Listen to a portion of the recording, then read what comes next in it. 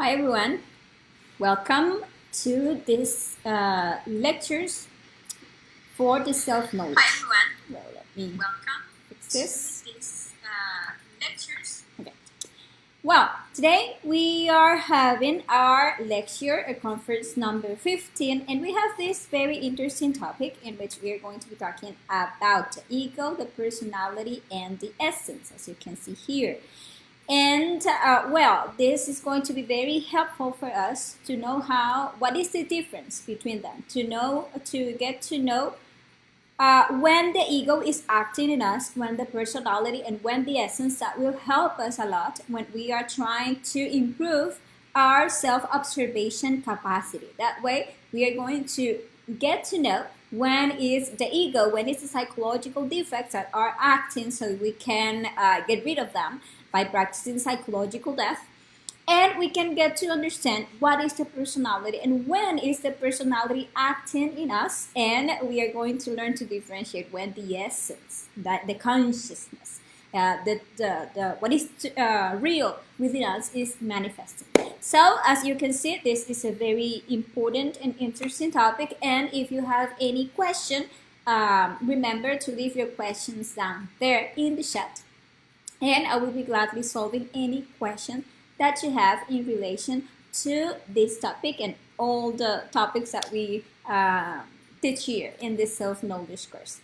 So this is the objective of today's lecture, to teach us to differentiate the activity of each of this, and to learn to observe and distinguish our actions at every time. So the first thing that we are going to, or that we need to understand here is the different types of acts that we do.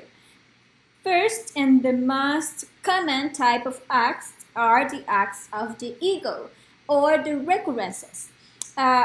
When any psychological defect manifests in us and make us make a mistake, make us do something, let's say that we act out of anger, that we act out of lust, that we act out of envy, that we act out of pride, that we act out of laziness. Every time that we let a psychological defect manifest in us, then right there we are setting a recurrence. Why? Because this is going to be repeated again. Why? Because it was supposed to be the consciousness, the one they're learning, the one they're manifesting, the one they're eliminating the psychological defect, so as not to commit a mistake, so as not to generate a karma, right? So because of karma, we are going to continue repeating that same action in this existence, and in our next existence we are going to continue repeating those types of acts, and they are going to be bigger, or let's say that more harmful each time because of their consequences. The second type of acts are the accidents, and the accidents actually occur because we are not in a self-observation state, and for that reason, we are asleep, our consciousness is asleep, and these accidents occur. What is an accident? It's something that was not marked in our destiny line. So it is like it was not supposed to happen, but it was not a recurrence. It wasn't something that happened before. It is not a recurrence mistake. It's just that as our consciousness is asleep, we were like in the wrong place at the wrong moment, and as consciousness was not active, then the accident occurred. And the third type of acts are the conscious acts, and those are like the less common, because for the conscious acts to take place, we need to be in self-observation. We need to be there, fully present, eliminating our psychological defects. So our consciousness manifests in a moment, and that way we are like making a conscious act every time that we are in the here and now, full in that self-awareness state. And no psychological defects is manifesting through our mind, through our emotion, through our verb, through our actions, because we are there in self-observation and eliminating any desire or psychological defects that is trying to manifest. Then consciousness arises and we act out of consciousness. Those are the conscious acts. And well, knowing this, let's explain now what is the difference between the ego, the personality, and the essence. The ego has been known by many names in the different cultures that have existed. But actually, when you see any of those names, we are actually talking about the same exact thing. The ego within us, the wrong ways of being that we all have in our interior that make us make mistakes, that make us harm others. And well, when we are talking about the selves or the psychological selves or the psychological aggregates, for example, in the Buddhism, we find them with this name.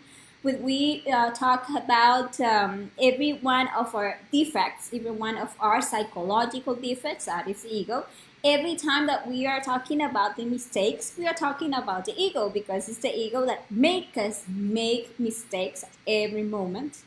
When we are talking about our desires, we are talking about the ego because it's the ego that makes us feel during the day all kind of desire of yelling, of doing nothing out of laziness, desire of insult someone, desire of go and masturbate, for example, of watching porn. That desire is moved by the ego. So we feel thousands of desires during the day, and that is our ego there manifesting. And some people know these desires as temptations because it's our inner ego that tempts us to do those things that are against our consciousness. Also, the instincts or the low instincts in us is the ego, the trapped consciousness, because 97% of our essence is there trapped in our ego. So it is like acting under the conditioning of that concept, of that wrong way of being. That is a ego that we have created within us and that is now trapping our soul, 97% of our essence. And well, ways of being of myself, wrong ways of being, be them good ways of being or bad ways of being, because we have many good manners, many good ways of being that are actually part of our ego because they are not conscious at all, because we are acting good, let's say, or doing something that can be called good, but out of a defect, for example, out of pride or out of resentment, yeah, also out of laziness or whatever, out of what others would say, out of fear. Then those are also ways of being of us, and we need to know that ego is good and evil. From there, we need to rescue the consciousness. Also, sins, that is another name, very common for the ego. We have the 7 deadly sins, for example, and those are the 7 heads of legion, or the 7 heads of the ego. And we have the other thousands of sins that are actually like details of those 7 deadly sins, and this is the ego in us. In Egypt, the ego was known as the Seth's red demons. So there in that culture, you find the ego under that name. And in other cultures, we find the devils inside us. Those are the defects. And the inner darkness, or injustice or ignorance, suffering, because it's the ego, the only the only reason, the main reason, or the only reason why we suffer, because we don't know ourselves and we act all the time out of ego, and because of their consequences we need to suffer, and we suffer, and the pain is there, and the mistakes that we do, and the mechanical imagination and the mechanical memory that we have, all the concepts that trapped our mind are our ego, and everything that manifests in you, that make you act, that make you think. For example, we have this guy, who's like angry, And all of those things that are manifesting in you when you are angry, for example, those voices that are saying things inside of you, those emotions that you are feeling there that are making you or desire to act like this, to do this, or to run, or to fight, or whatever. All of that is the ego manifesting. All the things that you feel in your instinct, the anxiety, the attraction. Let's say about lost. Well, we can see many manifestations in ourselves. We feel lustful in our mind, emotion in our sex, in our body, the tensions are related to a manifestation of the ego in us. So it is very important that we understand that all of those things that moves inside of us, that make us feel like this or like that make us desire this or that make us say this or that in an unconscious way, things that we regret later, things that bring us bad consequences, that all the reactions that all those wrong reactions that we have are related to the manifestation of the ego in us. Now, what we need to also know, we cannot see the ego, right? Because the ego doesn't belong to this third dimension where we find our physical body. The ego belongs to the fifth dimension. And if, for example, inside of us, remember the lecture, the dimensions and where they are in us, the lecture number 5, we have, as there exist dimensions, external dimensions, the 7 external dimensions, we also have our inner dimensions, right? And in our emotional part, in our mental part, both belong to the 5th dimension. But in its lunar side, we have the ego, because in the solar side of us, we have our spirit. And we have the ego in our 5th dimension. We have the ego there, and this manifests in us through our emotion as a desire, and make us things. And from there, it takes the personality and it manifests through us, through our body, through our verb, through our actions in this 3rd dimension. But actually the ego belongs to the 5th dimension. Here we have, for example, as I was saying, the 7 heads of legion of the ego: the greed, pride, gluttony, envy, wrath, lust, and laziness or sloth. And they are actually were born thanks to the fornication, thanks to the bad use of our sexual creative energy, because remember that the sexual energy is creative. So every time that we make a bad use of our sexual energy, we out of pleasure, reach orgasm and ejaculation, we are actually creating. And what are we creating? We are creating ego. We are creating more and more psychological defects. And they are also born in us from the untransformed impressions. So that is from everything that we receive from our interior through the 5 windows or the 5 senses. And we receive that, and we don't transform those impressions with the psychological depth.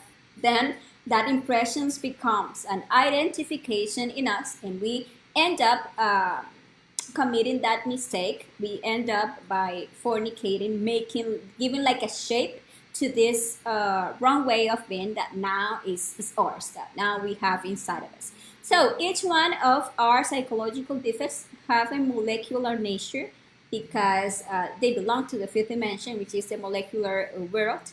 And we need to know that each one of our defects has a portion of our personality. That is, they take our personality and make us act as they want to. For example, you can see that you are not the same. You don't behave the same when you are angry than how you behave when you are happy, or how you do when you are in love, or how you do when we are envy, or how you do when you are afraid. So every time that a psychological defect manifests, it makes you act, think, and talk in a very particular way. And that is because each one of our psychological defects has its own portion of our personality, or we can say that they have their own personality, because we can be totally different under one ego or defect than under another one. And there are new psychological defects and very old ones. For example, we have laziness. That is a very old one. It is like the father of all psychological defects, because yes, from our very first existences, this was like the first that was start developing in us to desire to do nothing or to disobey our I don't know, our the masters that were guiding us, to distract us, to have fun, to not work, and those are like the first one. We have a lot of old defects like the violence, the anger, the fornication. I don't know, the greed. Very old one, and we have very new ones. One defects that we just created, like in this existence, because for example, technology and certain technological advances gave like the way for us to create new psychological defects. For example, it is recent from this existence and the last existence, the pornography as we know it right now. Sorry. And it is very new, the defect of the video game addict. It is a very good one, a very new one, the one that is addict to television, the one of the social media. Those are very new ones. The driver one is a very new one. So what we need to know is that all those new defects that we are creating now, that are trapping more and more our consciousness, they are just like feeding the old ones. Because, for example, we let's say that in a past existence we were in wars, and we were killing people in wars, but now we don't do so. Why? Because we just have a different personality right now. But we play a video game, and we are there killing people in that video game. There we are feeding that old psychological defects that is the one that really kill someone. And when you feed a defect, it tends to end up manifesting. And if you have that defect like very big from past existences, well, right now it is going to start manifesting in you again, because you are giving that defect food, energy, attention, time, when you are doing this or watching those kinds of let's say movies. Or for example, we have lustful defects from past existences, but now with the pornography we have like the chance to feed all those old defects, and they start manifesting again. And well, that is the problem with the new defects, and we have old and new.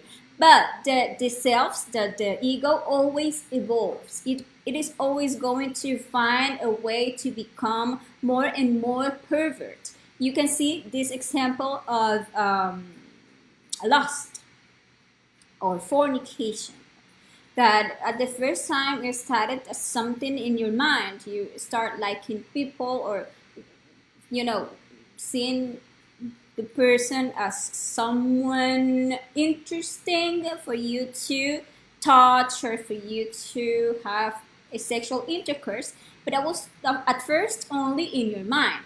But then you started, for example, watching porn, and that is an evolution of that lustful defect. And then you started masturbating, and the defect was evolving, becoming bigger. And then that led you to try to start fornicating, to start finding a partner to spill your sexual energy with that person. And then you started trying new things like oral sex, anal sex. And with the degeneration from one existence to another, that takes you to create another details that are going to make this defect bigger, for example, the homosexualism, and that can lead you to celibacy or to pedophilia, etc. None of those defects that you find, for example, the pedophilia, was born in a single existence, was born just because. No, there is a whole past, there is a whole evolution of this defect that once was born with only a thought that was fed and was taken to the emotion and then to the actions and so on. You continue feeding the defects and it is getting bigger and bigger, and it is evolving until this becomes something very, very difficult to control, very hard to control. Violence, for example, someone started with resentment, started just feeding all those bad emotions, recording all those things that makes him feel all the time that people are rude, that he needs to make something about it. It becomes a violent person, and the defect of anger is evolving until that person can become a criminal, something that kills someone. But it is because of that, because you're feeding the ego and it is evolving. Now, all psychological defects, all the ego can be eliminated, or voluntarily or involuntarily. That is, if you decide to do the work of self-realizing yourself, that is to achieve self-knowledge, to start working on yourself, you can start that inner work to eliminate all of your psychological defects voluntarily. And how you do so, you start self-observing your inner world to discover the psychological defects. You need to observe your mind to see who is talking there in your mind. You are like thinking the whole day, but we don't think. What we actually do is that we hear what our ego has to say. So if you are observing your mind, you can discover who is thinking there. There you are discovering your psychological defects. You need to be self-observing your emotion to see what are you feeling and why are you feeling that. That way you're going to find who is there feeling, if it is the defect of worry, if it is the defect of fear, if it is the resentment, if it is the defect that is falling in love with someone.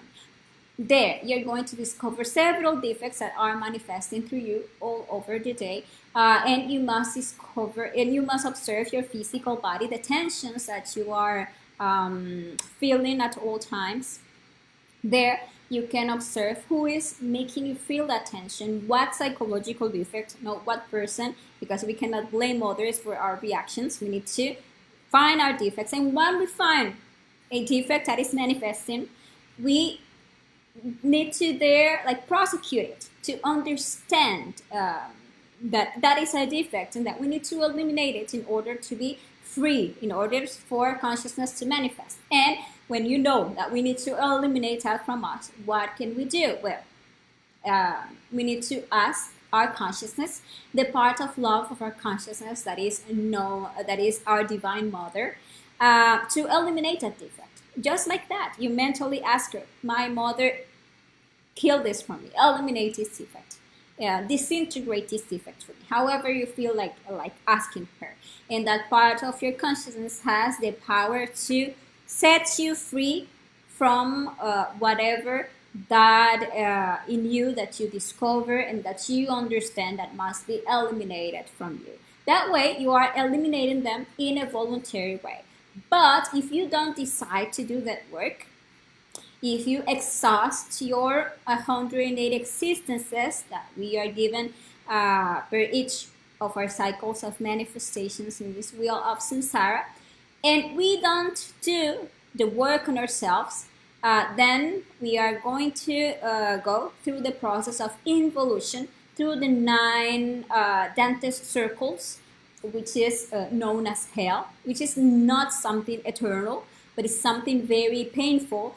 And with pain, all of those defects are going to be disintegrated. But what happens that if you do this work voluntarily in one existence, Then, every time that you eliminate a defect, you are rescuing from death, light, and fire. That is, you are rescuing love and encouragement to do the things of the consciousness. That is the fire.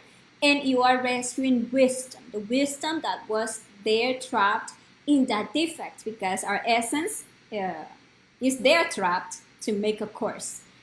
So when we eliminate them voluntarily, we are rescuing wisdom, the wisdom of our consciousness.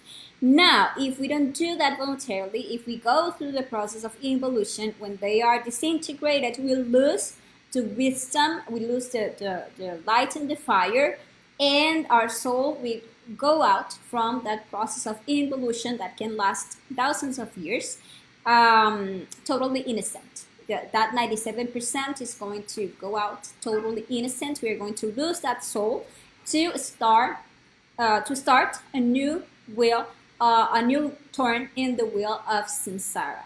And the ego causes us to commit many mistakes, to deplete all of our energy. So our energy centers are unbalanced because of the manifestation, the daily manifestation of our ego, and they prevent any progress towards our being to be possible. So if we really want to get to advance in our inner work, it is very important that we understand the need to start an inner work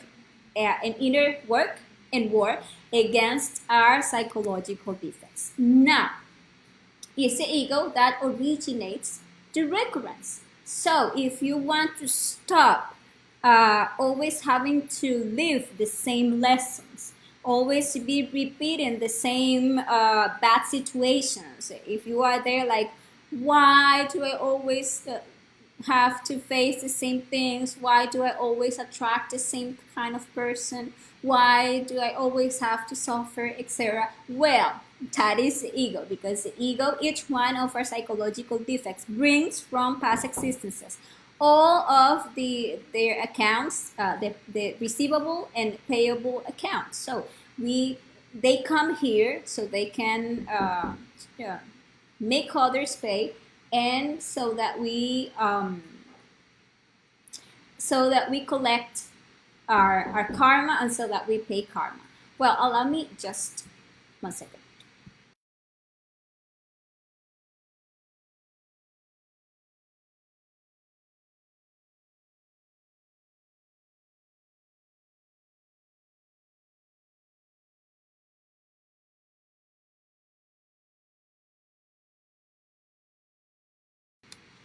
Sorry.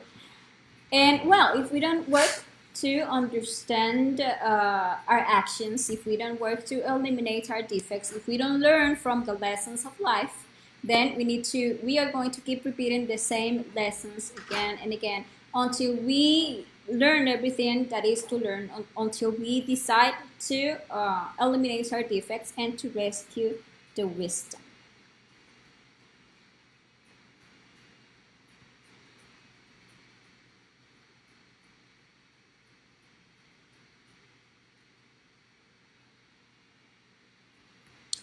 Allow me just a moment.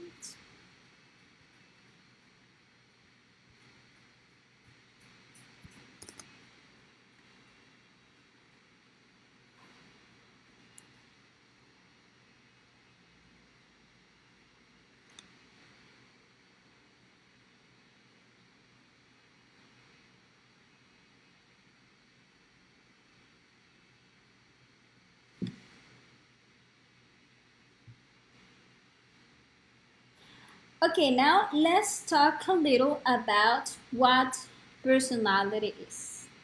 As you see in this image, the personality is like a mask, it's like a facade. It is actually what we think we are, or what we want to project that we are, what we want others to believe that is what we are. But that is just our personality. That is not what we really are, because what we really are is our essence, right? That is what is real in us. And well, when our personality was formed, as you can see here, the personality is an energetic vehicle that is formed in the first 7 years of life. So when a little child is born, he has no personality. He's just him. Actually, the 3% of essence is manifesting uh, totally in that little in that little body. Actually, it's the 3% that gives beauty to that little child. But as the child is growing up, and as the child is forming that way of being and is becoming fascinated with this physical world, and with all the things of this physical world, then the personality is growing, and when he is like 7 years old, the personality is totally formed in that little child. At the beginning, the defects that comes from a past existence cannot enter the body's child because he doesn't have a personality for them to manifest. But as he builds his personality, they can start entering, and at 7 years old, they can start manifesting in that child like totally free, and that personality is going to be strengthened in the next years for the rest of the existence and the personality studies are way of being, and it is formed through imitation from what we see others doing, and we do so. And the first people that we imitate is our parents. So that is why we are like very alike to our parents, and it's because we are a child is like a sponge. Is there, what children see, children do. So they are there like seeing how her mother moves, how the father reacts or yell, etc. And they are there imitated. All of us brings this electropsychic design of the personality that is going to define what are the things that we are going to grab from those things that we see from our interior. But that personality is created through the imitation. We see what our parents do, what our siblings do, what our friends in school do, what people on television do, YouTube, etc. And they repeat, and we are forming that way of being. We are creating our own way of being. And this personality is actually formed by many elements. For example, our name is a part of our personality, and our surname. Because in my past existence, in my previous one, I didn't have the same name. I had a different name and a different surname. And that person, let's say I was, I don't know, Alexandra George in my previous existence. Well, Alexandra George died. I was born again, right? And now I am Fabrizio. Now that I have a new personality with a new name, the sex is something related to personality because you can be a male or a female depending on the existence and the experiences that your being is going to make you live in that existence. Well, there you're going to have this sex or other. Your age is something related only to your personality. The education that you receive, it is something that only is just related to the personality. When you die, you don't take none of that. None, your education or economic position, the place where you live, where you are born, where you develop is related to your personality, the language that you speak, the concepts that you take, the religious concepts, all type of concepts are just related to personality, the habits that you develop, the fashions, because the personalities of the 1940s were very different from the personalities that are right now, with the fashions, customs, etc. The rules of your family, of society, of your country, the country laws related also to your personality, the job that you do, the professions that you achieve, the titles, all of those are things only related to personality. And the personality is made up of many fractions. So we don't have a single personality, a way of being that we have like every time, because as I was saying, each one of our psychological selves has its own fraction of personality, and depending on the defect that is manifesting, that is the personality that we are going to be showing in the moment. Okay, and what is the problem with personality? That personality fascinates us with this physical world, make us think and feel that this is real. Actually, this physical world is an illusion. This third dimension is just like a shadow of reality. It's just a representation of reality. We are the eternity exists. We are from eternity, and we come here from short periods of times that for us are like a lot of years. They are actually very short periods of time, relating them to eternity. And we come here, we build this personality, and we become fascinated with the physical world and with ourselves, with our body, with that image of us. And we think that this personality is so important, and we spend our whole life pursuing things of personality, pursuing subjective things, because the personality make us totally forget about ourselves and make us become totally hypnotized with the things of the personality and the things of the ego. And if we want to advance in our inner work, we need to make our personality passive. There are two types of personality. The active personality, that is the one that allows the defects to manifest. Actually, the personality is like a secretary, because the personality has the work of make us have this good image before others. You know that we show us like if we are good people, important people. I don't know, you know. And what this active personality does, that the psychological defect comes and it makes the way for the defect to manifest, but it always makes the desire to it always makes the defect, gives the defect an opportunity to manifest, be it through our mind, be it through our words, be it through our actions, be it in like a criticism, or being like an action. It gives the way to the ego to manifest. And there is this passive personality, that is the one that we need to start developing.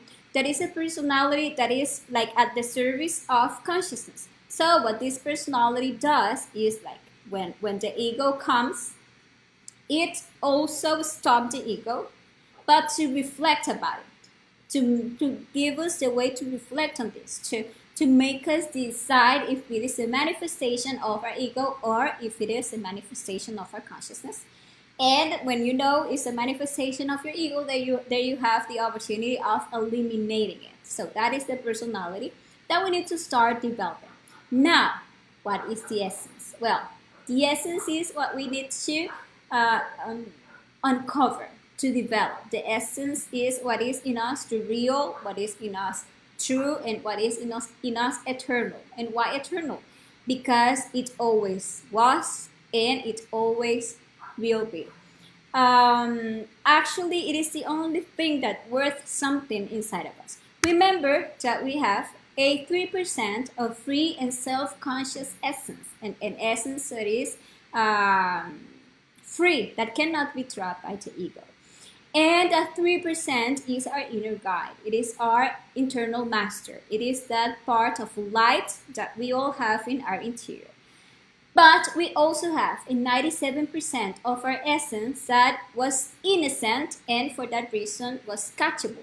And that right now is trapped within all of our different wrong ways of being.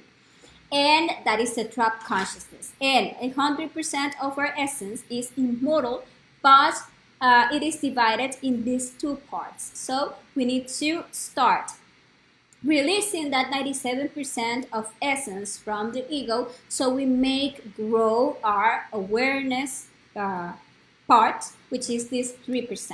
When we were little children, that 3% was manifesting in us like totally.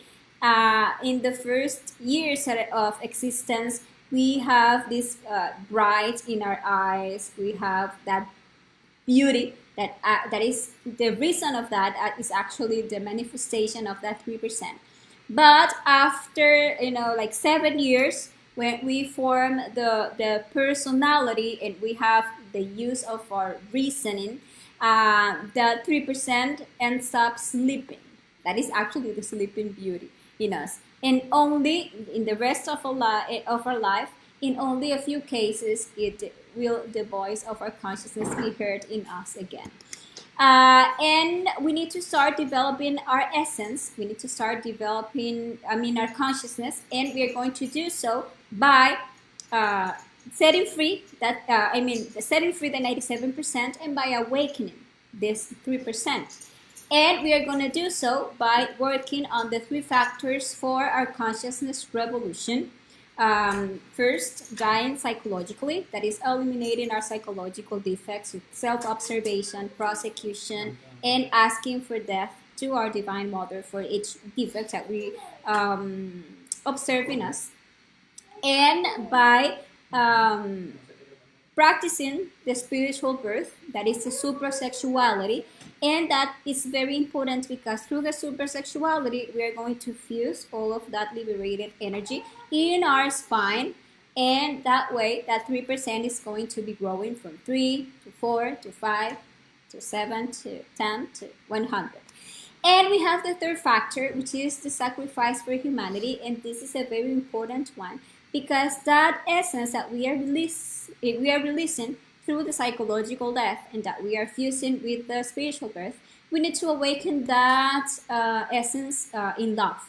And we develop love when we do conscious actions in favor of our other brothers of humanity, so they can have the opportunity of awakening their consciousness. So we sacrifice for humanity when we share what we know, when we share this information, and we give the other brothers of humanity the opportunity for them to also awaken.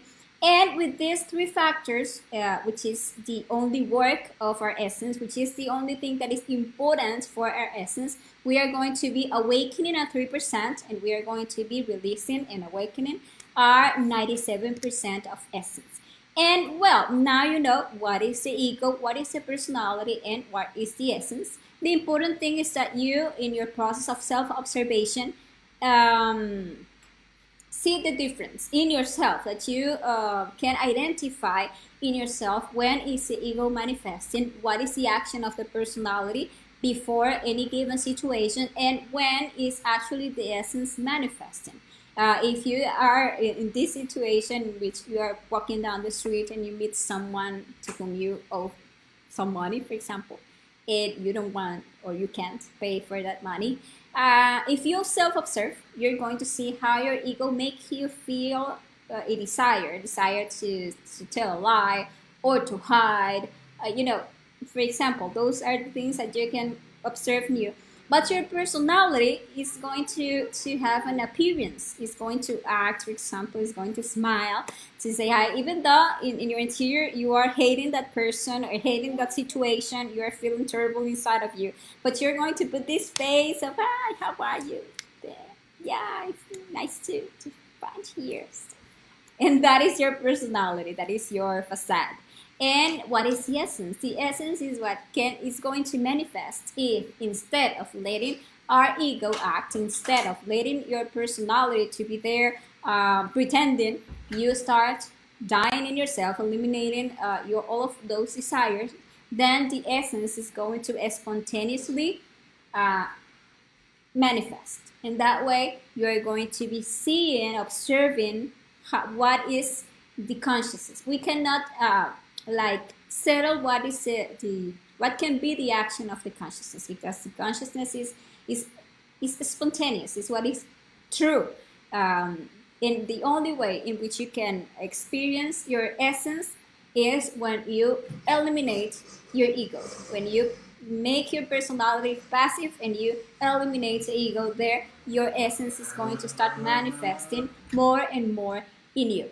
And well, people, this has been today's lecture. And I want to invite you to our next lecture, in which we are going to be talking about self-observation. And in that lecture, we are going to know what is self-observation, and we are going to learn how we can develop that important sense that will allow us to make very important and radical changes within us. So thank you very much for being here and watch this video. And remember that if you have any question, you can leave your questions in the comment box, or you can contact us through the messenger of the page. So thank you very much to all of you, and see you the next time. Ciao, ciao.